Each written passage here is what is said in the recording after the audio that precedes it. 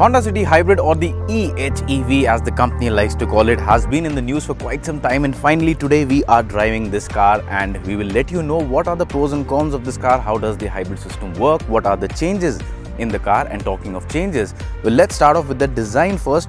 As you can see, it's not a very different car to look at, but there are some subtle changes like the grille. You can see the fog lamp surrounds, these are different. There is the EHEV branding again at the rear, and you have a lip spoiler, there's a diffuser, but that's about it as far as the exterior is concerned. And that's not a bad thing really, because the Honda City is an elegant looking car and it continues to be an elegant looking car, and now especially with this new shade, it just looks a little bit more sportier.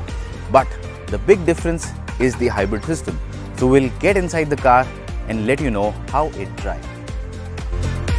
So now, before we go ahead and start talking about the hybrid system, let me just tell you one more interesting bit about the boot. And the boot space, well, in this car compared to the regular City, you get about 200 liters less volume. And that's because the battery pack, the lithium-ion battery, has been placed at the rear underneath the seat, and that eats up into the boot space. But still, you can use the boot to place in, say, about 2 medium-sized bags and maybe a couple of laptop bags. Now, coming to the hybrid system, let's talk about what the system is. What it uses is a 1.5 liter petrol engine. It's not exactly the same engine as used in the regular City. In theory, it is the same engine, but because this operates on the Atkinson cycle, there are a lot of parts that have been replaced, and this produces about 98 PS of power on its own. There are 2 electric motors which combined give you about 108 PS of power, and the combined output from both of this, what you get is a maximum of 126 PS. Now, how does this work? Well, there are 3 modes. You can either drive it in pure EV mode, which is what starts. You start the car, you push off, the car will normally start in the pure EV mode. There is no sound, completely silent, and you can use even a moderate amount of throttle. You can accelerate and the car will not require the engine to kick in. If you're giving a generous amount of throttle, the engine will kick in, but at that point of time, it will not be the engine that's powering the wheels. The engine will only assist the motor, and it will be the motor that is still driving the wheels. When you're cruising at, say, about 90 or 100 kilometers an hour or 80 kilometers an hour with a consistent amount of throttle, that is where the engine kicks in terms of powering the wheels directly. That is the only phase wherein the engine will be powering the wheels and not the motor. And as far as the gearbox is concerned, again, an interesting combination. This car does not use any planetary gears or a CVT. It uses a single gear with a fixed ratio that's optimized to work in order to give you the max efficiency, and that's the reason why it only powers the wheel when you're cruising at a consistent speed. As a result of all of these things, you get great fuel efficiency from the car.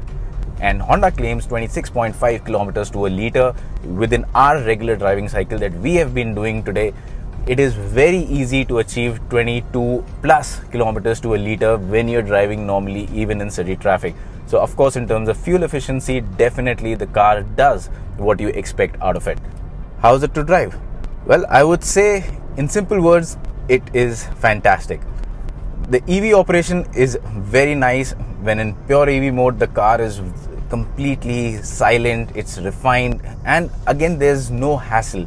You do not feel as if there's any kind of a compromise. It drives smoothly. Even the transition for the engine is very smooth. So the engine comes in, you will be able to perceive that yes, the engine has kicked in, but it's not to the extent that it kind of interferes inside the cabin or disrupts the refinement levels inside the cabin. So again, top marks on that. And as a result of this, what you get is a car that's very smooth and refined to drive. It goes very well with the premium positioning of the sedan. It's comfortable, and of course, it is fuel efficient, like I said. In terms of power, well, again, when required, everything, the electric motors, the engine, all come together and do all of the power. And as a result of that, this is actually a bit quicker than the petrol CVT City. That takes about 10.5 seconds to get from 0 to 100. This takes 10 seconds, so it's half a second quicker. And also because of the electric motor, the availability of the torque low down in the RPM is much better, and that improves the drivability. So it's a bit more fun. It's hybrid, but it's a bit more fun and bit more tractable engine to drive. Now coming to ride and handling, well, the Honda City has always been a car that has been great at ride quality, and that just continues in the EHEV as well. Of course, it has a battery pack, it has motors, so it's heavier, but the suspension has been calibrated to cope up with the additional weight. There is no perceivable compromise in terms of ride quality. So still, any surface undulations, any speed breakers that you encounter, the Honda City does a very good job of ironing them out. And in terms of handling also, it continues to be a car that goes where you point it. So it's pretty much a point and shoot affair. As long as you are driving in a sane manner, the Honda City is a great car to drive as well. It has nice steering feedback. Even the feedback you get from the brake pedals is good. As a result of that, you get good confidence in the car, and that means you can push the car and have fun. So that was about the driving experience, and now let's talk about the next big change in the Honda City EHEV, and that's the introduction of the Honda sensing technology. Now this is a suite of technologies that add to the overall safety. These are a combination of technologies that help you, or rather help the car avoid a collision.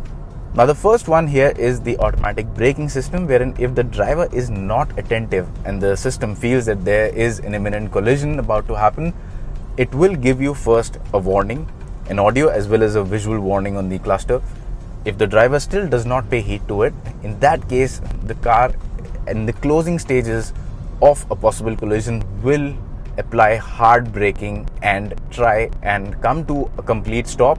But it doesn't mean that it will always avoid an accident. It is possible that it might just be able to sort of get the speed down, but a collision can still happen, but it will definitely get the speed down and reduce the severity of the impact.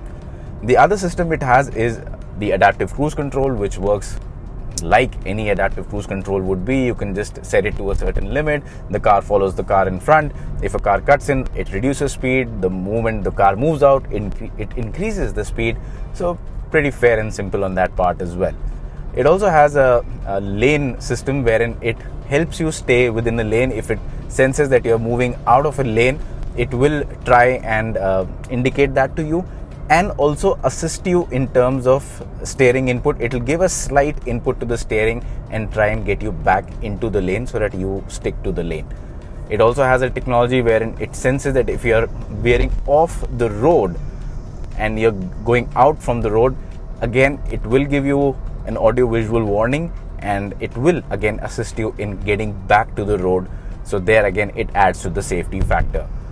The other thing it has is the automatic high beam, the headlamp technology, wherein it will sense any oncoming vehicle, and the moment it senses an oncoming vehicle, it will again reduce the beam to low, and the moment the vehicle is out and you have an empty road ahead, it will switch to high beam. So again, that's something smart, because the driver can just focus on driving. You do not have to focus on switching the beam on and off. So all of this makes the City EHEV a lot more safer in terms of active safety. It basically prevents an accident from happening. There's also a lane camera on the left side, so the moment you give the indicator for the left turn, you get a display on the system, and that lets you know of any blind spots, any vehicles in the blind spot that you might have on the left side. So overall, I would say from a safety perspective, the City EHEV just takes up the level in this segment. It is by far the most advanced car in this segment in terms of active safety. In terms of passive safety too, it gets all the bells and the whistles, and as a result of that, you can be rest assured of safety for you and your family in this car. So to sum up the driving experience of the City EHEV, it is a very good experience, refined and interesting at the same time. It can give you good levels of engagement. It can give you great fuel efficiency. It again cuts down emissions, so it's good for the environment as well. Even in terms of battery life or battery reliability, there's no problem with the City EHEV because Honda is offering an 8 years warranty, 8 years or 1,60,000 kilometer warranty. So again, some bit of peace of mind in that department as well. So now that we've driven the Honda City EHEV and we have told you all about the changes inside the cabin, outside and the way it drives, it's time to sum up the experience. Now, as far as the driving experience is concerned, it is genuinely a great experience. The hybrid system works well and definitely makes a difference when it comes to fuel efficiency. In terms of fuel efficiency, you can expect it to deliver a lot more than your normal petrol city or any other petrol car in the segment. It is a comfortable car, it looks good, it's got good features, and now with the sensing technology, it is a lot more safer, not just for you and your family, but for people that you're sharing the road with. The only missing link now in the entire jigsaw puzzle is the price, which has not been announced yet. Now, if Honda can go ahead and price this competitively, I would say around the 20 lakh mark ex-showroom, it'll be a great buy. Not everyone can buy an EV right now, and EV does not suit everyone's requirement. And this would be a very good car, sort of a bridge in between from transiting from petrol to an EV. It just fulfills the purpose, cuts down on emissions, gives you great fuel economy, gives you the experience of an EV partially, but it will all come down to pricing. So hoping that Honda will price this car competitively, I do believe that this car has a good prospect in the market. However, Honda needs to be cautious. If they go overboard with the pricing, I don't see this car selling much, because then it'll get into a range that will just not make sense. So it will come down to pricing. As for the car, well, it is definitely a piece of good machinery.